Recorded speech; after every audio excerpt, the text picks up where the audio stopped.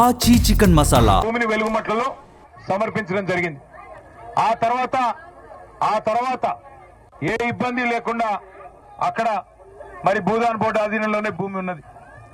2014 సంవత్సరంలో ఆ రోజు భూదాన్ బోర్డు నుంచి మీకు 1895 మందికి మీకు అక్కడ 100 గజాల చొప్పున పట్టాలు భూదాన్ బోర్డు ఆంధ్రప్రదేశ్ ప్రభుత్వంలో ఆనాడు మీకు ఇవ్వడం జరిగింది. కాబట్టి వాళ్ళు ఎవడన్నా మీకు హక్కు లేదు, అవి పట్టాలు కాదు అంటే తప్పకుండా వారిది తప్పు అవుతుంది తప్ప మీది తప్పు కానే కాదు. మీకు పట్టాలు ఖచ్చితంగా ఉన్నాయి. ఆ పట్టాలు నేను చూసి ఉన్నాను. 1895 మందికి 2014 సంవత్సరంలో ఏప్రిల్ మాసంలో ఆ రోజు ప్రభుత్వ ఆధీనంలో ఉండే భూదాన్ బోర్డే పట్టాలు ఇచ్చింది. మైకు బాగా లేదు, మీరు గోల చేస్తే మీకినబడదు నాకినబడదు. వచ్చింది ఎందుకో కూడా మీకు నేను చెప్తా. రెండవది 2014 ఏప్రిల్ తర్వాత మరి మీకు ఎట్లా శక్తి ఉంటే అట్లా మీరందరూ ఎవరి శక్తి మేరకు వాళ్ళు అయ్యా నువ్వు మాట్లాడు స్వామి ఈయన ఆపేయండి. ఎవరి శక్తి మేరకు వారు ఆ రోజు ఇప్పుడే ఇక్కడ ఆగు స్వామి ఇప్పుడే అక్కడి నుంచే వస్తా ఉన్నా నేను, మీ కాలనీ నుంచే. అక్కడ ఒక తమ్ముడు చెప్పాడన్నా, నేను హమాలి పని చేసుకున్నాను, మా భార్య దగ్గర ఉండే బంగారం తీసుకుని సంవత్సరం కూడా కాలేదు తాకట్టు పెట్టి 7 లక్షల రూపాయలు ఖర్చు పెట్టి ఇల్లు కట్టినా అన్న. ఇప్పుడు నేను ఎవరికి చెప్పుకోవాలా? తమ్ముడు ఏడుస్తా ఉన్నాడు. జాలిమి అని చెప్పి ఇంకో సోదరుడు అన్న, నేను 12 ఏళ్ళ నుంచి ఇక్కడే ఉన్నా, మరి దాదాపు 12 లక్షల రూపాయలు ఖర్చు పెట్టి కట్టినా, నా పిల్లలు నా భార్య నా కుటుంబం మొత్తం రోడ్డున పడింది ఈ దుర్మార్గమైన ప్రభుత్వం చేయబట్టి అని ఆయన ఏడుస్తా ఉన్నాడు. ఎర్రయ్య గారని పెద్ద మనిషి, ఆయన్ని కలిసిన ఆయన చెప్తున్నాడు, ఇందులో ఏ రకమైన ఇబ్బందులు లేని భూమిది, మాకు కోర్టు ఆర్డర్లు ఉన్నాయి, భూదాన్ పట్టా ఉంది, మేము ఇక్కడ కొంతమంది మేము ఎలక్ట్రిసిటీ కోసం కరెంటు కోసం దరఖాస్తులు పెట్టుకున్నాము, మేము ఇంటి పన్ను కూడా కొంతమంది కడుతున్నాము, ఇంటి నెంబర్లు కూడా చివరి దాకా వచ్చి ఆగింది. గతంలో మీ ప్రభుత్వం ఉన్నప్పుడు మమ్మల్ని ఇక్కడ ఎవరు డిస్టర్బ్ చేయలేదు, ఎవరు పక్కన కలెక్టరేట్ కట్టినా కేసీఆర్ గారు స్వయంగా వచ్చి అక్కడ మీటింగ్ పెట్టినా మమ్మల్ని ఎన్నడూ చీమకు చేసిన హాని కూడా చేయలేదు, మమ్మల్ని కాపాడుకున్నాడు తప్ప అన్యాయం చేయలేదు. కానీ ఇవాళ ఆ పక్కనే ఉండే విలాసవంతమైన విల్లాల కోసం, కాంగ్రెస్ నాయకుల విలాసాల కోసం, ఈ జిల్లాలో ఉన్న 3 మంత్రులు వారి అక్రమ సంపాదన కోసం వారి కన్ను మీ భూమి మీద పడ్డది. మీ 60 ఎకరాల మీద కన్నుబడి ఇవాళ 3 మంత్రులు కూడబలుక్కొని అందరూ కలిసికట్టుగా ఇవాళ పేదలను మెడలు బట్టి గెంటేసి ఒక శత్రు దేశం మీద దండయాత్రకు పోతే ఎట్లయితే పోతారో 1000 మంది పోలీసు వాళ్ళని తీసుకొని అర్ధరాత్రి వచ్చి నోటీస్ ఇవ్వకుండా అన్యాయంగా ఇవాళ మిమ్మల్ని అక్కడి నుంచి తరిమేసి ఇక్కడ బజార్ను పడేసింది ఇందిరమ్మ ప్రభుత్వం. పేరుకి ఇందిరమ్మ ప్రభుత్వం. ఇందిరమ్మ ప్రభుత్వం అంటే ఏంటి? ఇల్లు కూలగొట్టడమా? కట్టుకున్న ఇల్లు కూలగొట్టి పేదవాళ్ళను మెడలు బట్టి రోడ్డు మీదకి తోయడమా ఇందిరమ్మ ప్రభుత్వం అంటే?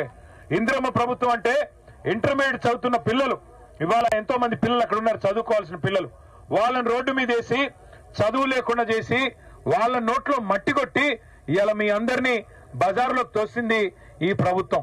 వాళ్ళు అంటున్నారంట మంత్రులు, ఇవి అక్రమమైన పట్టాలు, ఇవి సక్రమమైన కావు అంటున్నారంట. అక్రమమైనవి మీ పట్టాలు కాదు, సక్రమమైనవి మీ పట్టాలు. కానీ అక్రమమైన బుద్ధి, చండాలపు బుద్ధి, పేదల నోటికాడి బుక్కలాక్కునే బుద్ధి ఈ దుర్మార్గమైన మీ 3 మంత్రులకు తప్ప మీది కానే కాదు. మీరు భయపడవాకండి, మీరెవరు భయపడవద్దు. ఒక్క మాట కేసీఆర్ గారు చెప్పమన్నారు మీకు, అది చెప్పడానికి నేను, అజయ్ అన్న, రవణ, మదన్న అందరం కూడా వచ్చాం, ప్రవీణ్ అన్న అందరం కూడా వచ్చాం. కేసీఆర్ సార్ చెప్పమన్నాడు మీకు, ఇంకొక 2 ఏళ్లలో మీ దయతో మీ దీవెనతో మళ్ళీ సార్ ముఖ్యమంత్రి అవుతాడు, పేదవాళ్ళ ఆశీర్వాదంతో అవుతాడు. కానీ మీరు అప్పటిదాకా ఎదురు చూసే పని కూడా లేదు. మీరు అప్పటిదాకా ఎదురు చూడండి అని కూడా నేను చెప్పట్లేదు. మేము మీ తరఫున మీకు అక్కడే ఇల్లు కట్టించాలని, మీకు అక్కడే క్రమబద్ధం చేయాలని మీకోసం శాసనసభలో శాసన మండలిలో మేము కొట్లాడతాం. కానీ మీ మంత్రులు మాయగాళ్ళు, 3 మంత్రులు కూడా మాయ చేస్తారు. లేదు మీ జిల్లా మంత్రులు, మీ మంత్రులు కాదులే కానీ మాయగాళ్ళు 3 మీ జిల్లా వాళ్ళు. మళ్ళీ రేపు మళ్ళీ మీ మధ్యనే చిచ్చు పెడతారు. మీలో కొంతమందిని తీసుకొని పోయి 50 మందిని తీసుకొని పోయి ఎలిముద్రలు వేయించుకుంటారు, కొంతమందితో సంతకాలు పెట్టించుకుంటారు అధికారులు వచ్చి చీకట్లో. దయచేసి ఐకమత్యంగా ఉండండి, ఐకమత్యాన్ని చెదిరిపోనివ్వకండి. మీకు అక్కడనే ఇల్లు కావాలనుకుంటే దయచేసి ఎక్కడ సంతకాలు పెట్టకండి. మీకు అక్కడే ఇల్లు కావాలి, అక్కడే ఉండాలి మీ కుటుంబాలతో సహా అనుకుంటే మీరు పొరపాటును కూడా మీ ఐకమత్యాన్ని చెదిరిపోనీకండి. మిమ్మల్ని తీసుకెళ్తారు పక్క కొంతమందిని, అమ్మా నీకు ఇందిరమ్మ ఇల్లు ఇస్తాం నువ్వు రా అంటారు, ఇదిగో ఇదే ఇల్లు అని చూపెడతారు. ఎట్లా అయితే 6 గ్యారెంటీల పేరుతో చేతుల్లో గ్యారెంటీ చూపెట్టారో మళ్ళీ అట్లే అరచేతిలో వైకుంఠం చూపెడతారు, మళ్ళీ గుండు కొడతారు. అందుకే దయచేసి జాగ్రత్తగా వినండి. మీరు గెలవాలి అంటే ఐకమత్యం ముఖ్యం. మీకు అక్కడే ఇల్లు కావాలి అంటే తప్పకుండా న్యాయ పోరాటం చేద్దాం. ఇవాళ అధికారం వాడి చేతుల్లో ఉంది, అధికార యంత్రాంగం మొత్తం వాళ్ళ చేతుల్లో ఉంది, పోలీసు బలగాలు వాళ్ళందరూ వాళ్ళ చేతుల్లో ఉన్నారు. కాబట్టి ఇవాళ పేదవాడికి గొంతు లేదనుకుంటా ఉన్నారు. కానీ ఒకటి మాత్రం వాస్తవం, ప్రభుత్వం తప్పు చేసింది అని వాళ్ళ రాష్ట్రం మొత్తం తెలిసిపోయింది. మరి ఏ తప్పు చేయకపోతే ఆ ఆర్డీఓ గారిని ఎందుకు అర్జెంట్ గా ట్రాన్స్ఫర్ చేశారు? ఏ తప్పు జరగకపోతే ప్రభుత్వం నిజంగానే న్యాయం చేసింటే, ఓ ఆగవయ్య స్వామి ఆగవయ్య, మీ గురించే మాట్లాడుతుంటే ఎందుకు గుర్తించుకుంటున్నాం? నేననేది అల్లా ఒకటే, ఏ తప్పు జరగకపోతే ప్రభుత్వం ఏ తప్పు చేయకపోతే ఎందుకు ఆర్డీఓ గారిని ఆకస్మికంగా ట్రాన్స్ఫర్ చేశారు? అర్ధరాత్రి వచ్చి దొంగల్లాగా ఎందుకు ఇళ్ల మీద పడ్డారు? ఎందుకు నోటీసులు ఇవ్వలేదు? ఎందుకు మీకు కోర్టుకు పోయే అవకాశం ఇవ్వలేదు? గతంలో కోర్టు మీకు ఆర్డర్లు ఇచ్చింది కదా, కోర్టు మీకు ఆర్డర్లు ఇచ్చింది. మీకు పట్టాలు లేకపోతే కోర్టు ఆర్డర్లు ఇస్తుందా? మీ వాదనలో న్యాయం లేకపోతే కోర్టు ఆర్డర్లు ఉంటాయా? కాబట్టి జరిగిన తప్పు ప్రభుత్వానిది, ఈ జిల్లాలోని 3 మంత్రులది. ఇంకొక మాట మీరు ఆలోచించండి, ఇప్పుడు తప్పు చేయకపోతే మాలాగా ధైర్యంగా వచ్చి మీ కాడ మాట్లాడొచ్చు కదా, 3 మంత్రులు వచ్చి చెప్పొచ్చు కదా, తప్పు మీది కాబట్టే, ప్రభుత్వానిది కాబట్టే ఇవాళ 3 మంత్రులకి ముఖం లేదు. అందుకే నేను మీకు చేసే విజ్ఞప్తి, అసలు భూదాన్ అంటేనే, మళ్ళీ గుర్తుపెట్టుకోండి, భూదాన్ అంటేనే పేదల ఆస్తి, భూదాన్ అంటేనే పేదల ఆస్తి, పేదవాళ్ళ కోసం ఇల్లు కానీ వ్యవసాయానికి కానీ ఇచ్చే ఆస్తి భూదాన్. కాబట్టి అప్పుడెప్పుడో గాంధీ గారి స్ఫూర్తితో వినోబా భావే గారు అనే పెద్ద మనిషి స్టార్ట్ చేశారు భూదానం. ఆయన పేరు మీద మీరు కాలనీ పెట్టుకున్నారు, వినోబా భావే కాలనీ అని. కానీ ఆ రోజు ఒరిజినల్ గాంధీ గారు ఉన్నారు, ఈ రోజు డూప్లికేట్ గాంధీలు వచ్చి వాళ్ళ ఆధ్వర్యంలో పనిచేసే భూ దొంగలు, వీళ్ళు భూమిని కొల్లగొట్టే దొంగలు కాబట్టే, రియల్ ఎస్టేట్ మాఫియా కాబట్టే ఇలా మీ భూమిని లాక్కునే ప్రయత్నం చేస్తున్నారు. మీరు ధైర్యంగా ఉండండి, మీకు ధైర్యం చెప్పడానికి కేసీఆర్ సార్ పంపించారు. మీకోసం ఏర్పాట్లు కూడా మేము చేస్తాం, పార్టీ పరంగా ఏర్పాట్లు చేస్తాం. మీకు భోజన వసతి కానీ ఉండేదానికి వసతి కానీ ఎట్లాగో అధికారులు పట్టించుకోరు, వాళ్ళు ఎలాగో చెయ్యరు, మీకు మేము ఏర్పాటు చేస్తాం. దాంతో పాటు మీకు న్యాయపరంగా పోరాటం చేయడానికి కూడా మీరు రూపాయి కూడా ఎవరి దగ్గర తీసుకోవద్దు, ఎవరు ఖర్చు పెట్టొద్దు, మేము పెడతాం. పార్టీ పరంగానే న్యాయ పోరాటం మీ తరఫున మేం చేస్తాం. తప్పకుండా మీకు న్యాయం లభించేదాకా మీతో ఉంటాము, కలిసి కొట్లాడతాం. కానీ మీరు ఐకమత్యంగా ఉండాలి.